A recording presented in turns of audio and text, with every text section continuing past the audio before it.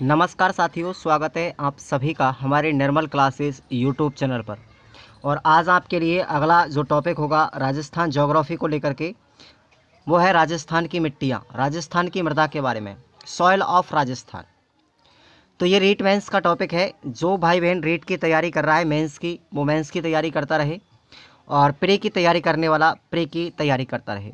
आपके लिए नोट्स बिल्कुल फ्री प्रोवाइड करवाए जा रहे हैं। आपसे मात्र एप्लीकेशन का चार्ज 21 रुपये लिया जाता है। ठीक है मेरे दोस्तों, तो आप सभी विद्यार्थी लगातार तैयारी करते रहें, शिक्षा मनोविज्ञान पढ़ते रहें, पर्यावरण आप पढ़ते रहें और टॉपिक वाइज अपने सिलेबस को कवर करते रहें। ये आपका सिलेबस इतनी बेसिक तरीके से पढ़ाया जा रहा है कि हर एक टॉपिक को मैं डीपली तरीके से पढ़ा रहा हूँ, और जहाँ पर भी कोई गुंजाइश होगी और पढ़ाने की, तो मैं आपको बूस्टर डोज के माध्यम से उस टॉपिक को और आगे पढ़ाने की और अंदर डीपली पढ़ाने की कोशिश भी करूँगा। ये यहाँ तक आपको जो सिलेबस करवाया जा रहा है वो बहुत सफिशिएंट है। आप लोग देख भी रहे हैं एग्ज़ाम में, एग्ज़ाम के अंदर जो क्वेश्चंस आ रहे हैं वो इन नोट्सों से काफ़ी ज़्यादा फंसे हुए हैं। तो मैं आप सभी से कहना चाहूँगा कि आप इन नोट्सों को एक बार ज़रूर पढ़ लें।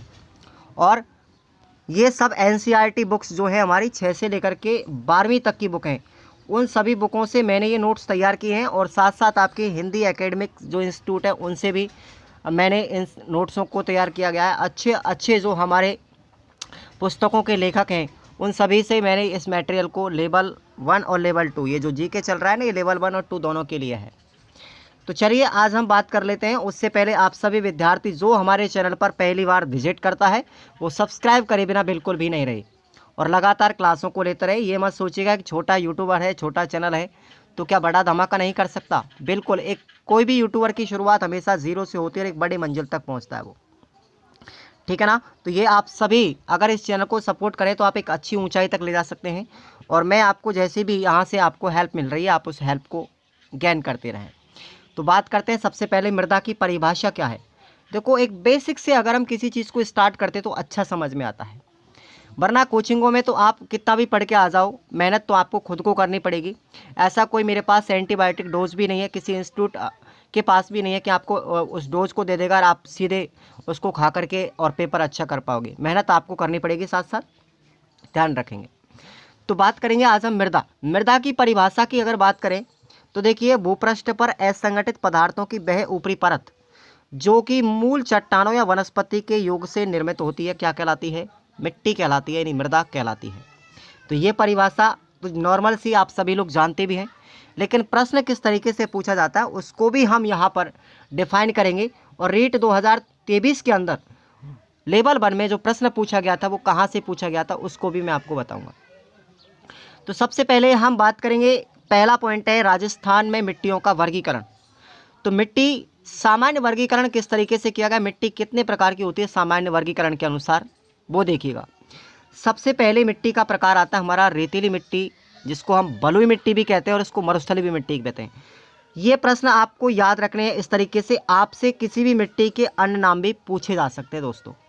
मिट्टी के नाम पूछे जाएंगे कि इस मिट्टी को अन्य किस नाम से जाना जाता है, और ऐसा ही प्रश्न अब की बार रीट लेवल 2023 में पूछा गया था।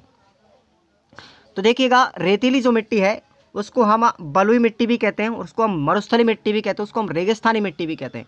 और ये हमारे राजस्थान जो है उस राजस्थान के पश्चिमी क्षेत्र में पाई जाती है। किधर? इस पश्चिमी राजस्थान के अंदर पाई जाती है। तो उसका ज़िलों के नाम आपको मैं बता देता हूँ, किन किन ज़िलों के अंदर ये रेतीली मिट्टी या बलुई मिट्टी या मरुस्थली मिट्टी या रेगिस्तानी मिट्टी पाई जाती है। तो पहला ज़िला आपको याद रखना है जैसलमेर, बीकानेर, बाड़मेर, जोधपुर, नागौर और चूरू। इन ज़िलों में मुख्य रूप से ये रेतीली मिट्टी पाई जाती है। इस मिट्टी की विशेषता क्या है कि इस मिट्टी के जो कण हैं साथियों वो मोटे होने के कारण इसमें जल धारण की क्षमता सबसे कम होती है। इस मिट्टी के कण कैसे होते हैं? मोटे होते हैं, जो पानी को सोखने की क्षमता कम रखते हैं। इस रेतीली मिट्टी में नाइट्रोजन और कार्बनिक पदार्थों की कमी होती है, लेकिन कैल्शियम के जो तत्व हैं उनकी मात्रा बहुत अधिक पाई जाती है। तो ये भी इसकी विशेषता है। इस मिट्टी में मुख्य रूप से कौन कौन से पौधे उगाए जा सकते हैं? तो देखिए, यहाँ पर मोटा अनाज होता है, इसका मतलब बाजरा होता है। यहाँ पर बाजरा मोटा अनाज की श्रेणी में आता है। तो यहाँ पर बाजरा है, मोठ है, ग्वार है, ये सभी के सभी जो खाद्यान्न हैं वो हमारे पश्चिमी मरुस्थलीय रेतीली मिट्टी में होते हैं। अगली मिट्टी का प्रकार है नंबर 2 पर भूरी रेतीली मिट्टी, और इसी को हम कहते हैं भूरी पीली मिट्टी भी कहा जाता है। और ये किन किन जिलों में पाई जाती है राजस्थान में? सीकर, चूरू, झुंझुनू, नागौर, पाली और जालौर। ये ज़िले आपको याद रखने हैं मुख्य रूप से। इस मिट्टी की विशेषता है कि इसमें नाइट्रोजन और कार्बनिक तत्वों की कमी होती है, लेकिन इसमें फॉस्फेट की मात्रा पाई जाती है। फॉस्फेट की मात्रा सर्वाधिक होती है भूरी रेतीली मिट्टी में, और नाइट्रोजन और कार्बनिक तत्वों की कमी होती है। इस मिट्टी में प्रमुख फसलें कौन कौन सी उगती है उनको भी देखें। ज्वार है, बाजरा है, मक्का है, ईशबगोल है, जीरा है, मेहंदी है, सरसों है, जौ और गेहूँ, ये सभी फसलें इस मिट्टी में उगाई जाती हैं। आपको पता है ईशबगोल की जो ईशबगोल है उसकी सबसे ज़्यादा खेती कहाँ होती है? जालौर के अंदर होती है, ठीक है ना। मेहंदी कहाँ पर होती है? सोजत पाली के अंदर होती है मुख्य रूप से। आगे बात करते हैं, अगली मिट्टी है लाल लोमी मिट्टी। लाल लोमी मिट्टी, और ये हमारे राजस्थान के दक्षिण पूर्वी जो ज़िले हैं उनमें मुख्य रूप से पाई जाती है। तो उदयपुर हो गया, डूंगरपुर हो गया, बांसवाड़ा हो गया और भीलवाड़ा, चित्तौड़गढ़, राजसमंद और सिरोही, इन जिलों के अंदर ये लाल लोमी मिट्टी पाई जाती है। इस मिट्टी में नाइट्रोजन, कैल्शियम और फास्फोरस जो तत्व हैं उनकी कमी होती है, लेकिन जो आयरन होता है, लोहा तत्व होता है, वो सबसे ज़्यादा मात्रा में किसमें पाया जाता है? लाल मिट्टी, लाल लोमी मिट्टी पाया जाता है। और लोह तत्व की अधिकता के कारण ही ये लाल रंग की मिट्टी होती है, आयरन रंग होता है इसका, लाल लोमी मिट्टी, इसी वजह से इसका नाम पड़ा है। तो इसके ज़िले आपको याद रखने हैं। इस मिट्टी में लोहा तत्व की अधिक होने के कारण इसका रंग गहरा लाल होता है। इस मिट्टी में मुख्य रूप से मक्का की खेती होती है। याद रखना, मुख्य रूप से लाल लोमी मिट्टी किसके लिए प्रसिद्ध है? मक्का के लिए प्रसिद्ध है, एग्जाम में आ सकता है ये। उसके बाद अगली मिट्टी है हमारी लाल काली मिश्रित मिट्टी। एक बार जितने भी भाई बहन इस क्लास को देख रहे हैं वो एक बार दिल से लाइक कर दीजिएगा। अब आपके लिए सिलेबस ये समझिए बहुत अच्छे से मैं करवा रहा हूँ, और आपको दिखाई भी देता होगा स्क्रीन पर, आप अच्छे से पढ़ भी सकते हैं। ऐसा नहीं कि एक बड़ी कोचिंग में जाकर कि आपको पढ़ाई का आनंद मिले।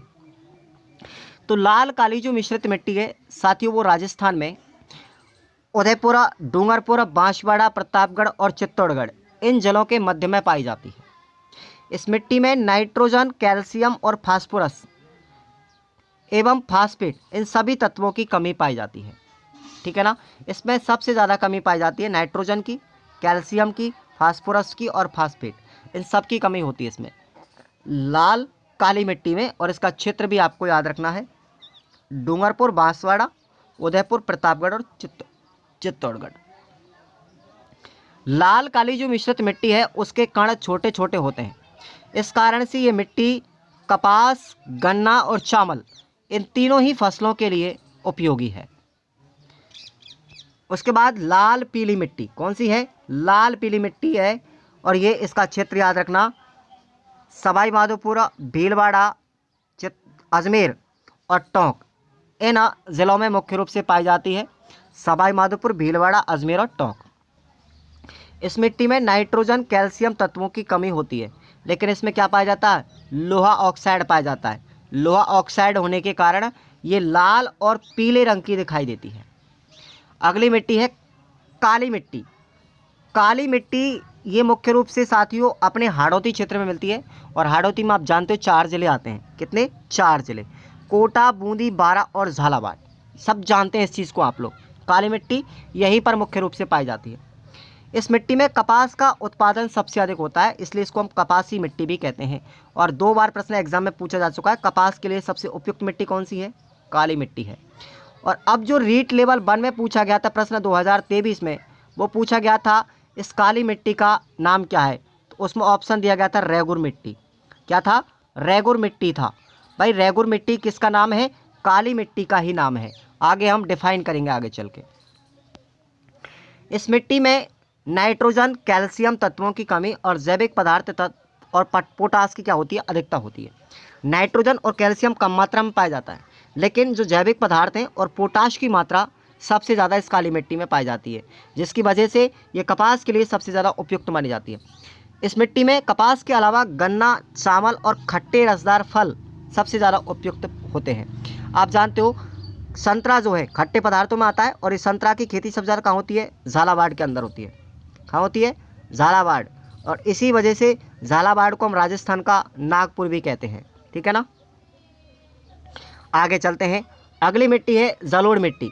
इस जलोढ़ मिट्टी के नाम आपको याद रखना है, इसको हम दोमट मिट्टी भी कहते हैं, इसको हम कछारी मिट्टी भी कहते हैं। और ये उन क्षेत्रों में पाई जाती है जहाँ मैदानी क्षेत्र होते हैं, नदियों का जहाँ ज़्यादातर बेसिन क्षेत्र होता है। इनके ज़िले याद रखेंगे सवाई माधोपुर, टोंक, भीलवाड़ा और जयपुर, दौसा, इन क्षेत्रों में।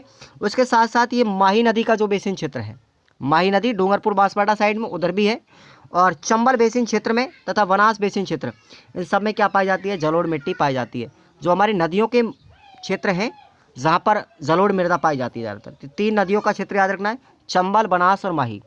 साथ साथ सवाई माधोपुर, टोंक, भीलवाड़ा और जयपुर, दौसा, इन जलों में भी ये पाई जाती है। इस मिट्टी में कैल्शियम व फॉस्फेट तत्वों की कमी तथा नाइट्रोजन व पोटाश की अधिकता पाई जाती है। किसमें, जलोढ़ मिट्टी में। राजस्थान में सबसे अधिक उपजाऊ मिट्टी कौन सी है, याद रखना, प्रश्न ये आ चुका है एग्जाम में कि राजस्थान में सबसे अधिक उपजाऊ मिट्टी कौन सी है, जलोढ़ मिट्टी है। और इस मिट्टी में गेहूं, सरसों, चावल और कपास ये फसलें उगाई जाती हैं। अगली है हमारी भूरी दोमट मिट्टी। राजस्थान में ये मिट्टी जो है मुख्य रूप से बनास के क्षेत्र में पाई जाती है। बनास के क्षेत्र में स्पेशली मिलती है ये, और कहीं नहीं मिलती। कौन सी, भूरी दोमट मिट्टी। अगला है पर्वतीय मिट्टी। जो पर्वतीय मिट्टी है साथियों, वो पर्वतीय क्षेत्रों में पाई जाती है। लगभग अरावली के जो क्षेत्र हैं, अरावली पर्वतीय प्रदेशों में कौन सी मिट्टी मिलती है, पर्वतीय मिट्टी।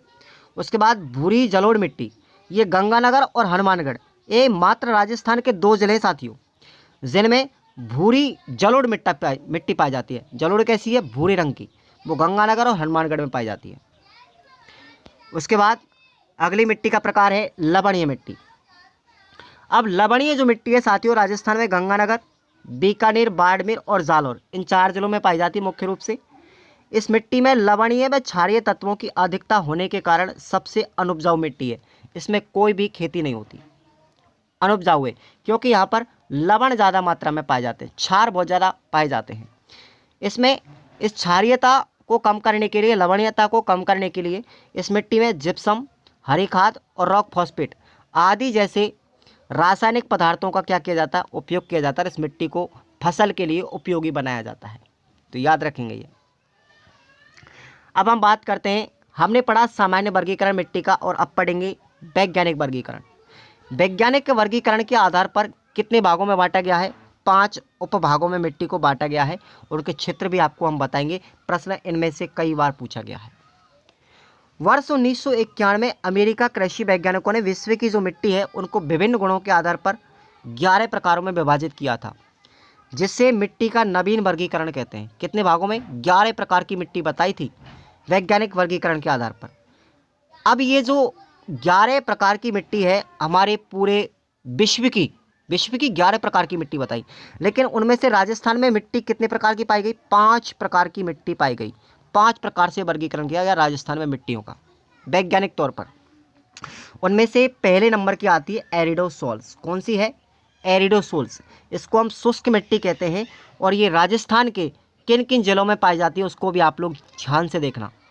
एरिडोसोल मिट्टी है साथियों, ये हमारी शुष्क जलवायु में पाए जाने वाली खनिज की मिट्टी है, जहाँ पर ज़्यादातर मात्रा में खनिज निकलते हैं। यह है चूरू, सीकर, झुंझुनू, नागौर, जोधपुर, पाली और जालौर, इन जिलों में मुख्य रूप से पाई जाती है। और प्रश्न आपको इनके उपकरण भी याद रखना। इस मिट्टी का उपकरण क्या है, ऑर्थिड है। क्या है, ऑर्थिड। उपकरण भी एक बार एग्जाम में पूछा गया था, वो पूछा गया था कौन सा, मैं आपको बताऊंगा। अगली मिट्टी का प्रकार है एंटीसोल। क्या है, एंटीसोल, और इसको हम पीली भूरी मिट्टी भी कहते हैं, पीली भूरी मिट्टी भी कहते हैं। देखो, आपको वैज्ञानिक नाम भी याद रखना है, आपको सामान्य नाम भी याद रखना है। यह मिट्टी राजस्थान के सर्वाधिक क्षेत्रफल पाई जाती है। एंटीसोल मृदा जो है हमारी, ये सबसे ज़्यादा क्षेत्रफल पर पाई जाने वाली मृदा है राजस्थान के अंदर। यह मिट्टी एक ऐसा वर्ग है जिसमें विभिन्न क्षेत्रों में, विभिन्न जलवायु क्षेत्रों में पाई जाती है, और अनेक मिट्टियों का मिश्रण भी है। और इस मिट्टी का जो उपकरण है वो साथियों याद रखना, सीमेंट और फ्लूवेंट है। सोमेंट व फ्लूवेंट इसका उपकरण है ये। उसके बाद है अल्फीसोल मिट्टी। कौन सी है, अल्फीसोल्स मिट्टी। इसी को हम क्या कहते हैं, जलोढ़ मृदा कहते हैं। अभी आपने पढ़ा जलोढ़ मृदा। इस मिट्टी में मिट्टी की अधिकता होने के कारण उपजाऊ तत्व की अधिक मात्रा में पाए जाते हैं। और ये मिट्टी आपको अभी मैंने आपको बताया था, इनके जिले याद रखने हैं: जयपुर, दौसा, अलवर, भरतपुर, करौली, धौलपुर, टोंक, भीलवाड़ा, चित्तौड़गढ़, बांसवाड़ा, राजसमंद, उदयपुर, डूंगरपुर, बूंदी, बारा और झालावाड़। इन जिलों में पाई जाती है अल्फी-सोल्स मिट्टी। और इस मिट्टी में ऑर्जेलिक संस्तर पाए जाते हैं। क्या पाए जाते हैं? ऑर्जेलिक संस्तर। और इसका उपकरण याद रखना कौन सा है? हैप्लूस्टाल्फूस। कौन सा है? हैप्लूस्टाल्फूस। ठीक है। उसके बाद अगला प्रकार है इंसेप्टिसोल मिट्टी। इंसेप्टिसोल मिट्टी साथियों आर्द्र मिट्टी होती है, जो आर्द्र जलों में पाई जाती है। ये पाई जाती है अर्धशुष्क व आर्द्र जलवायु वाले प्रदेशों में। शुष्क जलवायु प्रदेश में इस मिट्टी का अभाव पाया जाता है। ये मिट्टी शुष्क जो क्षेत्र है, इसका मतलब हमारे पश्चिम मरुस्थल में नहीं पाई जाती है मिट्टी। ये मिट्टी केवल कहाँ पाई जाएगी? अर्ध शुष्क क्षेत्र में और आर्द्र जलवायु प्रदेशों में। अब उनके जिले कौन कौन से हैं? पाली, सिरोही, राजसमंद, उदयपुर, भीलवाड़ा, चित्तौड़गढ़, जयपुर, दौसा, अलवर, सवाई माधोपुर व झालावाड़ में। इस मिट्टी का जो उपकरण है वो है ओस्टोक्रैप्टस। क्या है? ओस्टोक्रैप्टस है। उसके बाद अगली मिट्टी हमारी वर्टिसोल्स मिट्टी। और इस वर्टिसोल को क्या बोलते हैं? काली मिट्टी कहते हैं। यह मिट्टी उष्ण व उपोष्ण जलवायु क्षेत्रों में पाई जाती है। इस मिट्टी में क्लेश सर्वाधिक मात्रा में पाया जाता है। इसका क्षेत्र पूछा जाए तो झालावाड़, कोटा, बूंदी, बारा यानी हाड़ौती के क्षेत्र में, साथ साथ ये हमारी सवाई माधोपुर, भरतपुर, डूंगरपुर और बांसवाड़ा, ये इन जिलों में पाई जाती है। ये 5 प्रकार का मिट्टी का वर्गीकरण हो गया वैज्ञानिक आधार पर। अब हम बात करते कणों के आधार पर मृदा का वर्गीकरण कितना है। भाई मोटे कणों के आधार पर, मध्यम कणों के आधार पर और अत्यंत बारीक कणों के आधार पर 3 तरीके से किया गया है। तो अत्यंत बारीक कण किस मिट्टी में पाए जाते हैं? सुनिएगा। मिट्टी के जो बारीक कण हैं उनको हम क्या कहते हैं? चीका कहते हैं। और इस मिट्टी को चिकनी मिट्टी, काली मिट्टी, कपासी मिट्टी और रेगुर मिट्टी, इसी को हम वर्टिसोल्स मिट्टी के नाम से जानते हैं। तो देखिएगा, अत्यंत जो बारीक कण हैं उनको याद रखना है कि अब यहाँ पर आपको सभी नाम मिल गए। देखो, इसको हम चिकनी मिट्टी भी कहते हैं, काली मिट्टी कहते हैं, कपासी मिट्टी कहते हैं, रेगुर मिट्टी कहते हैं, वर्टिसोल्स भी कहते हैं। ये सब एक ही मिट्टी के नाम है। और अभी एग्जाम में पूछा गया था भाई रेगुर मिट्टी, ठीक है ना। काली मिट्टी का क्या नाम है? रेगुर मिट्टी। इसी को हम कपास कहते हैं, इसी को चिकनी कहते हैं, वर्टिसोल्स भी इसी का वैज्ञानिक नाम है। इसमें नाइट्रोजन व लोहा की मात्रा सबसे ज़्यादा पाई जाती है। लोहा तत्व सबसे ज़्यादा पाया जाता है। कपास, गन्ना, मूंगफली का सर्वाधिक उत्पादन इस अत्यंत बारीक मिट्टी में पाया जाता है। इसका मतलब ये मिट्टी जो है वो मूंगफली, कपास, गन्ना के लिए प्रसिद्ध है। अरावली प्रदेश की जो मिट्टी है वो ककरीली और लैटेजेनिक यानी इंसेप्टिसोल मिट्टी है, जो अनुपजाऊ है। इंसेप्टिसोल मिट्टी क्या है? अनुपजाऊ, क्योंकि वहाँ पर कंकरीला क्षेत्र पाया जाता है। और ये लगभग कहाँ पर है? अरावली प्रदेश में। अगर मेवाड़, देखो एक क्वेश्चन भी पूछा गया था, मैंने नोट डाल के यहाँ पर लिख दिया, मैं डाल दिया प्रश्न मैंने। मेवाड़ में पाए जाने वाली मिट्टियों के प्रकार, ये प्रश्न एग्जाम में पूछा गया था 2nd ग्रेड में। तो मेवाड़ में कौन कौन सी मिट्टी पाई जाती है? एक तो लीली, सूरमा, सूकली और राकड़। ये मिट्टी 4 प्रकार की पाई जाती है मेवाड़ क्षेत्र के अंदर। और ये प्रश्न पूछा गया था, इस वजह से मैंने इस नोट में लिख दिया है। अब मध्यम आकार के कणों की मिट्टी कौन कौन सी है? क्या नाम है उसका?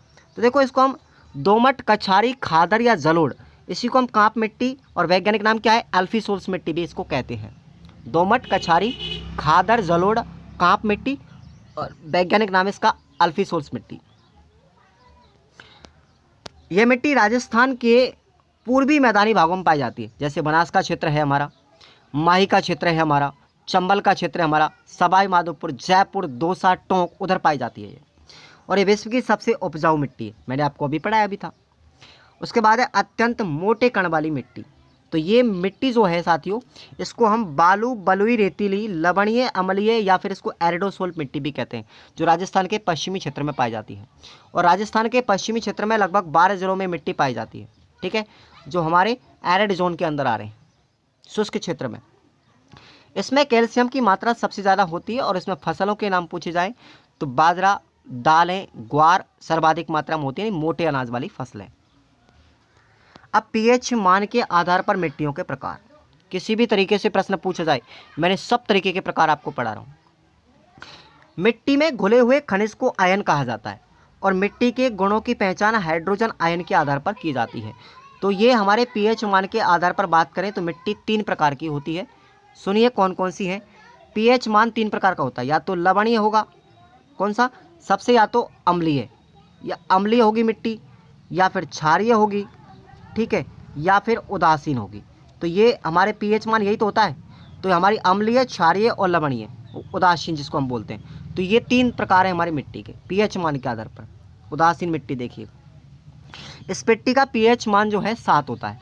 और आप जानते हो कोई भी एसिड, कोई भी बेस, कोई भी साल्ट, उसका पीएच मान जो है वो पीएच स्केल के आधार पर होता है। और जिस तत्व का या जिस मिट्टी का या जिस पदार्थ का पीएच मान 7 होता है फिक्स, वो हमेशा क्या होता है, उदासीन होता है, ठीक है। तो ये मिट्टी उदासीन है, उपजाऊ मिट्टी कहलाती है। इस मिट्टी का पीएच होता है लगभग 6.5 से लेकर के 7.5 के मध्य, एवरेज निकाला जाए लगभग 7 होगा। अगली है अम्लीय मिट्टी। इस मिट्टी का पीएच का मान 7 से कम होता है। आप जानते हो, देखो यहाँ पर 7 है, इस तरीके से स्केल बढ़ता है, ठीक है ना, 1 से 7 और 7 से 14। जब 7 पर होता है तो कोई भी पदार्थ उदासीन होता है, और 7 के बाद जैसे ही आगे बढ़ेंगे वो क्षारीयता उसकी क्या होगी, बढ़ती चली जाएगी। आपको साइंस में पढ़ेंगे अम्ल, क्षार और लवण मेंस में।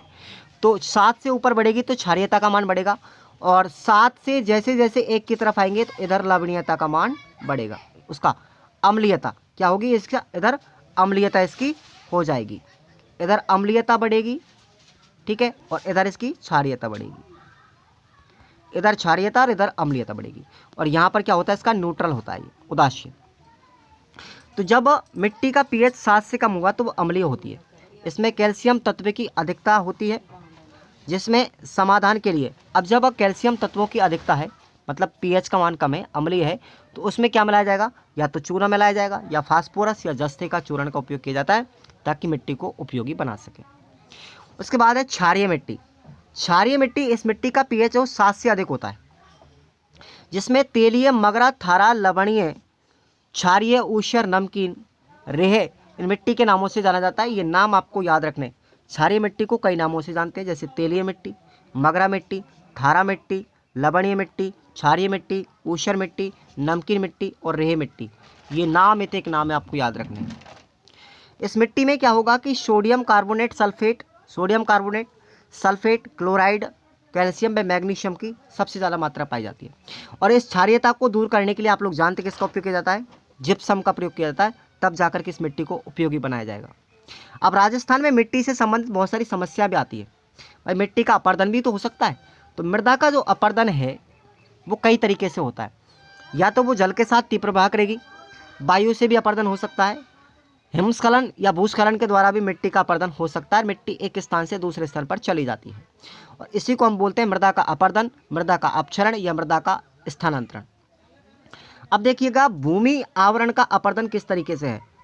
जब वर्षा के समय निर्जन पहाड़ियों की मिट्टी वर्षा जल के साथ में बह जाती है, जिसमें भूमि के ऊपर जो परत है, जो उर्वरा की परत होती है, यानी कि आप जानते हो कि मिट्टी का जो ऊपरी परत होती है उसको हम उर्वरा परत कहते हैं, और यही ऊपरी जो परत है वो फसल के लिए उपयोग होती है। तो ये उर्वरा की जो परत है हमारी ऊपरी, ये वहाँ से पानी के साथ बह करके और दूसरी जगह चली जाती है, जिससे भूमि का आवरण अपरदन कहते हैं। आवरण का मतलब बाहरी क्षेत्र, मिट्टी का ऊपरी स्तर, ये कट करके पानी की सहायता से, वायु की सहायता से कैसे भी चला जाता है, तो वहाँ से उसको बोलते हैं आवरण अपरदन। मिट्टी का उर्वरा अपरदन हो रहा है। मिट्टी के कटाव से मिट्टी में उपस्थित जो उपजाऊ या तत्व है, जिसमें ह्यूमस के अपरदन से मिट्टी की उत्पादकता में कमी होती है। आप जानते हो कि जब मृदा का अपरदन हो जाता है ऊपरी परत का, तो जो जितने भी पोषक तत्व हैं वो सारे के सारे एक स्थान से दूसरे स्थान पर चले जाएंगे, तो वहाँ की मिट्टी की जो उपजाऊपन है वो खत्म हो जाती है। इसी कारण से मृदा अपरदन को मिट्टी की रेंगती हुई मृत्यु कहते हैं। याद रखना, ये जो मृदा अपरदन होता है हमारा उर्वरा का, ये मृदा अपरदन जो है इसी को क्या कहते हैं, मिट्टी की रेंगती हुई मृत्यु कहते हैं। क्या कहते हैं, मिट्टी की रेंगती हुई मृत्यु। और कृषि का क्षय रोग भी इसी को कहते हैं। और ये 2 बार एग्जाम में प्रश्न पूछा गया है, रेंगती हुई मृत्यु किसको कहते हैं, तो मृदा का जो अपरदन है। कृषि का क्षय रोग किसको कहते हैं, उसी को कहते हैं मृदा के अपरदन को। और मृदा का कृषि जो है हमारी, उस कृषि का पहला शत्रु क्या है, मृदा अपरदन है। अब देखिए मृदा अपरदन के प्रकार। मृदा अपरदन किन किन तरीकों से हो सकता है, एक स्थान से मिट्टी दूसरे स्थान पर किन किन तरीकों से बह सकती है, ट्रांसफर हो सकती है, वो स्थानांतरित हो सकती है। तो पहला है हमारा अवनलिका या लंबवत अपर्दन। आप जानते हो अवनलिका जो अपर्दन होता है वो मेरा चंबल नदी के बेसिन क्षेत्रों में होता है। मिट्टी पानी के बहाव के साथ बह जाती है और आप लोगों ने देखा होगा चंबल के जिन क्षेत्र हैं उन क्षेत्रों में ज़्यादातर डांग प्रदेश पाया जाता है। ऊबड़ खाबड़ क्या बन जाते हैं, स्थल बन जाते हैं इस तरीके से। तो ये चंबल जो नदी का बेसिन क्षेत्र है जहाँ पर ढाल तीव्र होता है उसमें कठोर व चट्टानों का एकांतर क्रम होने के कारण चंबल नदी के बहाव के द्वारा इस मिट्टी में नालीनुमा गहरे गड्ढे बन जाते हैं। इस तरीके से गड्ढे बन जाते हैं, ठीक है ना। तो इसी को हम क्या कहते हैं, अवनलिका अपर्दन। और ये अभी की बार रेट 2021 में 22 में पूछा गया था प्री में, ठीक है ना। और ये सीटेट में भी आया हुआ है कि सबसे ज़्यादा जो अवनलिका अपर्दन है किस नदी के द्वारा होता है, तो अवनलिका अपर्दन होता है केवल चंबल नदी के द्वारा। राजस्थान में सर्वाधिक अवनलिका अपर्दन होता है साथियों कोटा जिले के अंदर, कोटा जिले में होता है चंबल के द्वारा। चंबल नदी जो है चंबल नदी क्षेत्र में और राजस्थान के दक्षिणी पूर्वी भागों में ये अपर्दन सर्वाधिक करती है। भाई राजस्थान में जो चंबल नदी है वो राजस्थान में कहाँ बहती है, दक्षिण पूर्वी भागों के अंदर, तो वहीं पर ये अवनलिका अपर्दन होता है। अगला अपर्दन है हमारा बीहड़ भूमि व उत्खात भूमि क्षेत्रों में। राजस्थान में जो चंबल नदी बेसिन के अंतर्गत चंबल नदी के द्वारा निर्मित जो ऊबड़ खाबड़ स्थलाकृति होती है उनको हम क्या कहते हैं, उत्खात क्षेत्र कहते हैं, बीहड़ भूमि कहते हैं, डांग प्रदेश कहते हैं। बहुत ज़्यादा नड़े बने होते हैं वहाँ पर, आप लोगों ने देखा होगा। आप जब करौली या धौलपुर क्षेत्रों में आओगे तो आपको उत्खात भूमि सबसे ज़्यादा मिलेगी यहाँ पर। यह अपर्दन सर्वाधिक सवाई माधोपुर में होता है। उत्खात भूमि सबसे ज़्यादा अपर्दन कहाँ होगा, सवाई माधोपुर जिले के अंदर। और सर्वाधिक बीहड़ भूमि वाले जिलों का अगर क्रम पूछा जाए तो कौन सा है, कोटा एवं सवाई माधोपुर। देखिए प्रश्न कंफ्यूज करने वाला है, सर्वाधिक अपर्दन तो कहाँ होता है, सवाई माधोपुर में, लेकिन अगर बीहड़ भूमि वाले क्षेत्र पूछे जाए तो सर्वाधिक बीहड़ भूमि वाला क्षेत्र कहाँ मिलेगा, कोटा, और दूसरा सवाई माधोपुर।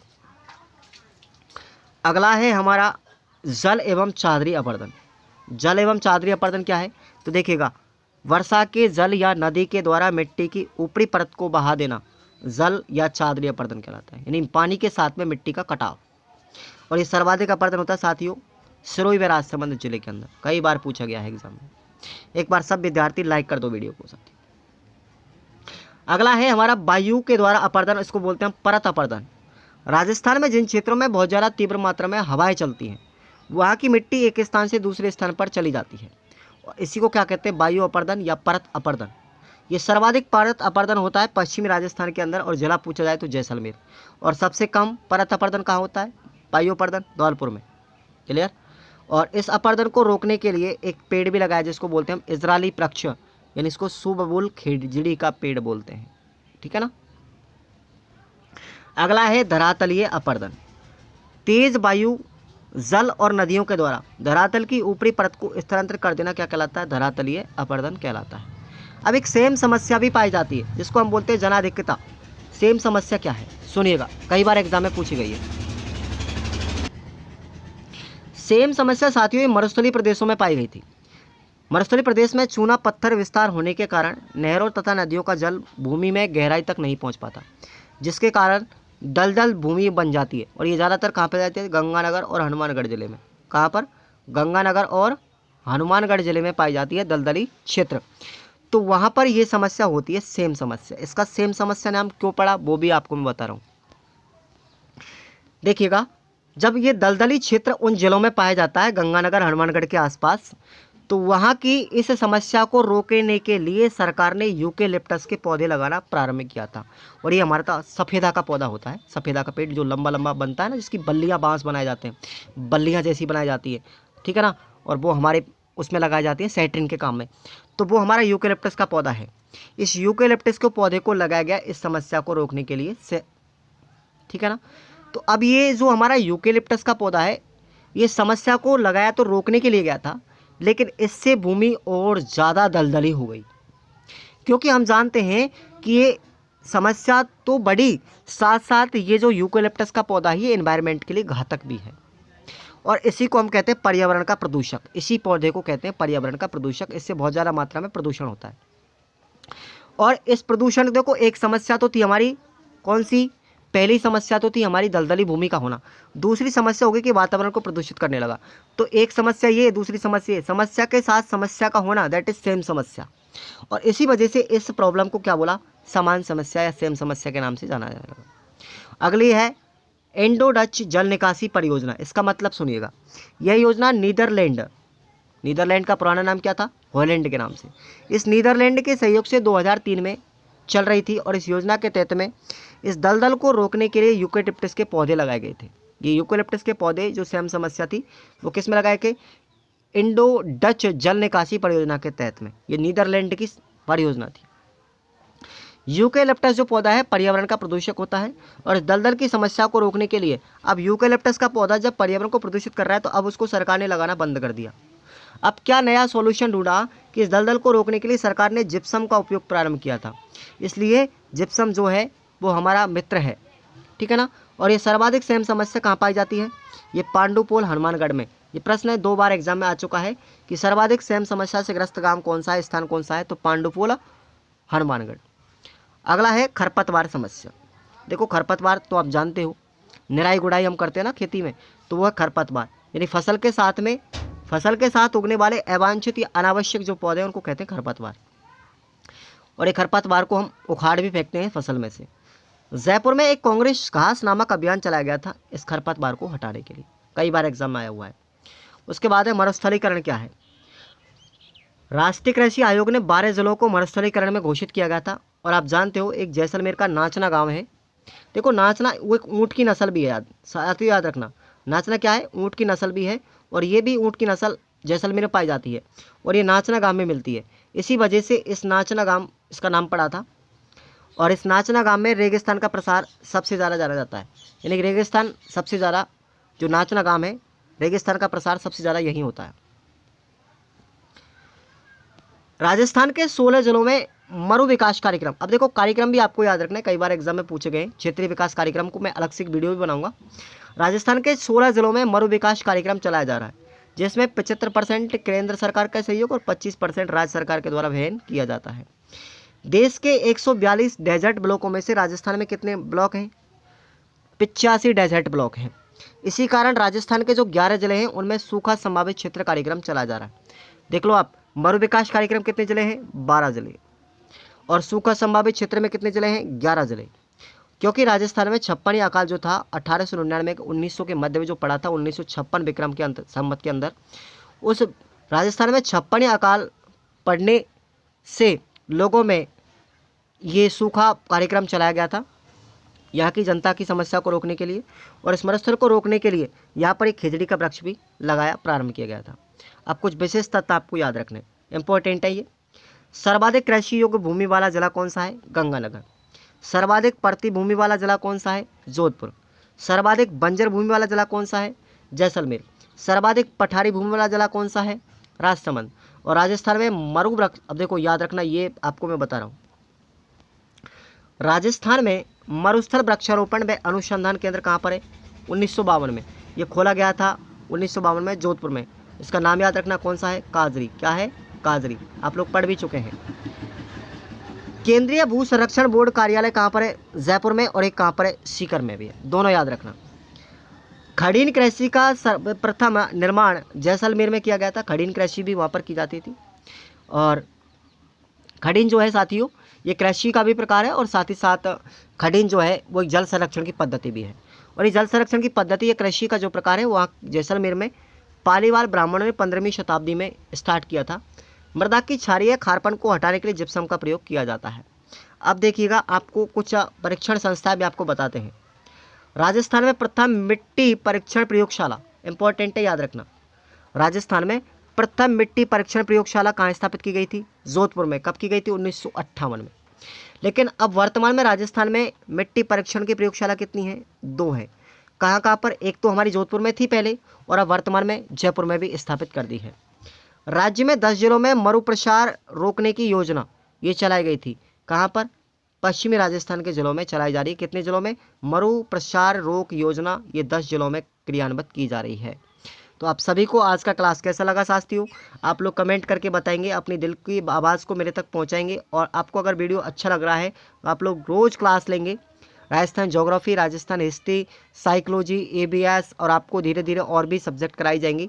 पूरा सिलेबस कराया जाएगा, चिंता करने की कोई बात नहीं है। चैनल पर पहली बार है तो चैनल को सब्सक्राइब कर लें और खुराना स्टडी ऑफिशियल ऐप आप लोग डाउनलोड कर लें। आपको डिस्क्रिप्शन बॉक्स में भी लिंक दिया गया ऐप का और आप प्ले स्टोर से भी डाउनलोड कर लो। इन नोट्सों को आप लोग 21 रुपये में केवल इतना चालान देना है बस। धन्यवाद।